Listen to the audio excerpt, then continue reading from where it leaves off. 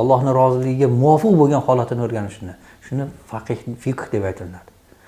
Ikkinchisi Allohning o'zini huzurida maqbul bo'lishini so'ragan ekan. Amin. U qolganlarning nazdida kim bo'lishligini e'tibori yo'q edi. Asosiysi birinchi o'rinda Allohning nazdida maqbul bo'lishligini so'ragan ekan. Uchinchisi insonlarga ham istarasini his qilishini. Nimaga desa, chunki qancha faqihlar bor deydi. Odamlar uni yoqtirmaydi deydi. Ilmidan foydalanmaydi deydi. Qancha odamlar yoqtirgan insonlar bor deydi, lekin Allohning huzurida uning 2 pullik qadri yo'q deydi. Chunki aslida u faqih emas deydi. Shunchalik darajada ilm yo'q. Shuning uchun 3 ta narsa. Bittasi faqih bo'lishlik, ikkinchisi Alloh o'zini huzurida maqbul bo'lish, uchinchisi insoniyatga ham istarasini his qilib maqbul bo'lish.